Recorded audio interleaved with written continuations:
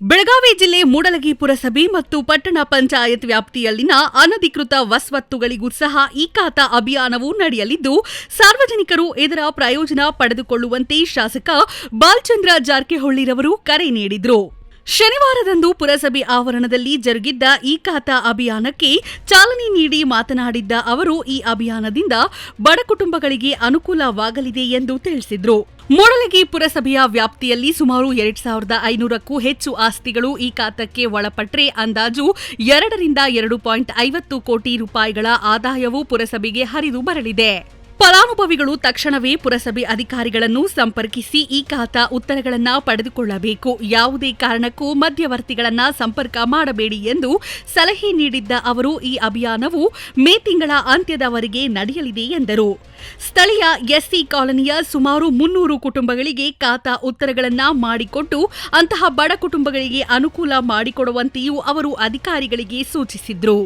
Guarantee ಯೋಜನೆಗಳಿಂದ ರಾಜ್ಯದಲ್ಲಿ ಅಭಿವೃದ್ಧಿ ಕಾರ್ಯಗಳು ಕುಂಠಿತಗೊಂಡಿವೆ. ಇದರಿಂದ ನಮಗೂ ಸಹ ಅಡಚಣೆಯಾಗಿದೆ. ಕಳೆದ 2 ವರ್ಷಗಳಿಂದ ಯಾವ ಅಭಿವೃದ್ಧಿ ಕಾರ್ಯಗಳು ನಡೆಯುತ್ತಿಲ್ಲ.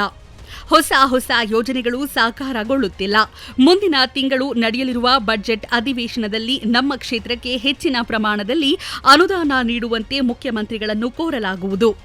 ಹದಗೆಟ್ಟಿರುವ ರಸ್ತೆಗಳನ್ನು ಅಭಿವೃದ್ಧಿ ಮಾಡುವಂತೆಯೂ ಇದಕ್ಕಾಗಿ ಅನುದಾನವನ್ನ ನೀಡುವಂತೆಯೂ ಸಚಿವ ಸತೀಶ್ ಜಾರಕಿಹೊಳಿರವರಲ್ಲಿ ವಿನಂತಿ ಮಾಡಿಕೊಳ್ಳುತ್ತೇನೆ ಎಂದು ಅವರು ಹೇಳಿದರು. ಬಹುನಿರೀಕ್ಷಿತ ಮೂಡಲಗಿ ಮಿನಿ ವಿಧಾನಸೌಧ ನಿರ್ಮಾಣಕ್ಕೆ ನಿವೇಶನವನ್ನ ಗುರುತಿಸಲಾಗಿದೆ. ಆದರೆ ಸರ್ಕಾರದಿಂದ ಅನುದಾನದ ಕೊರತೆಯಿಂದ ವಿಳಂಬವಾಗುತ್ತಿದೆ. 8.60 ಕೋಟಿ ರೂಪಾಯಿಗಳ ವೆಚ್ಚದಲ್ಲಿ ಮಿನಿ ವಿಧಾನಸೌಧದ ನಿರ್ಮಾಣಕ್ಕೆ ಎಲ್ಲಾ ರೀತಿಯ ಪ್ರಯತ್ನಗಳು ನಡೆಯುತ್ತಿವೆ. ಮುಂದಿನ ಏಪ್ರಿಲ್ ತಿಂಗಳಲ್ಲಿ ಈ ಕಾಮಗಾರಿಗೆ ಗುದ್ಲಿ ಪೂಜೆ ನಡೆಸುವ ಇರಾದೆ ಇದೆ.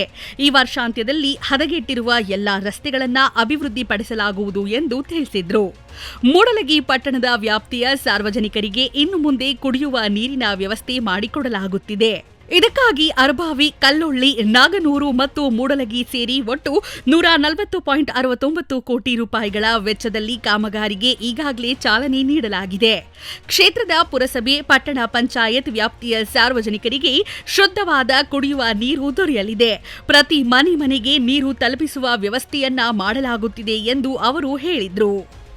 ಅವಾಗ ಕಾನೂನ್ದಾಗ ಅವಕಾಶ ಇರ್ತಿರಕಿಲ್ಲ. ಯಾಕಂದ್ರ ಯಾವ್ದು ನೀವು ಏನೇ ಮಾಡ್ದೆ ಪ್ಲಾಟ್ ಮಾಡ್ಕೊಂಡಿರ್ತೀರಿ, ಅದಕ್ಕೆ ಅವಕಾಶ ಇರ್ತಿಲ್ಲ. ಅದಕ್ಕೆ ಹಿಂಗೆಲ್ಲ ಬಹಳ ಸಮಸ್ಯೆ ಮುರ್ಲಿಯಾಗ ಆಗಿತ್ತು. ನಿಮ್ಗೆಲ್ಲ ಗೊತ್ತಿರುತ್ತೆ. ಯಾಕಂದ್ರ ಬಹಳ ಜನ ಬಂದು ನಮ್ಮಲ್ಲಿ ಲೈಟ್ ಇಲ್ಲ, ನೀರಿಲ್ಲ ಅಂದಾಗ ಅದಕ್ಕೆ ನೀವು ಕಾನೂನು ಪ್ರಕಾರ ಮಾಡ್ಕೊಂಡಿರಕಿಲ್ಲ. ಅದಕ್ಕೆ ಹಿಂಗೆಲ್ಲ ಸಮಸ್ಯೆಗಳಾಗಿದ್ದು. ಅದಕ್ಕೆ ತಾವೆಲ್ಲರೂ ಸರ್ಕಾರ ಇದೊಂದು ಅವಕಾಶ ಮಾಡಿಕೊಟ್ಟಿದೆ.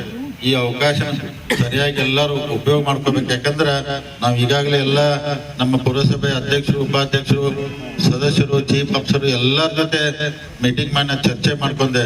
ಸುಮಾರು ಅಂದಾಜು ಕರೆಕ್ಟ್ ಇಲ್ಲ, ಅಂದಾಜು 2,500 ಆಸ್ತಿಗಳು ಈ ವ್ಯಾಪ್ತಿಗೆ ಬರ್ಬೋದು. ಮುನ್ಸಿಪಾಲಿಟಿ 2,500 ಆಸ್ತಿಗಳು ಅದ್ರಾಗ ಮನೆಗಳು ಇರ್ಬೋದು ಅಥವಾ ಖಾಲಿ ಜಾಗ ಇರ್ಬೋದು.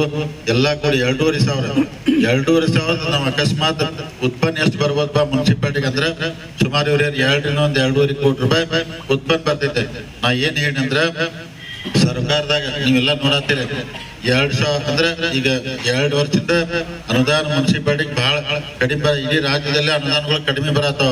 ಅದಕ್ಕೆ ನಾನೇನ್ ಹೇಳಿದ್ರೆ ಏನ್ ಉತ್ಪನ್ನ ಬರ್ತೈತೆ ಅದನ್ನೆಲ್ಲ ತಗೋರಿ.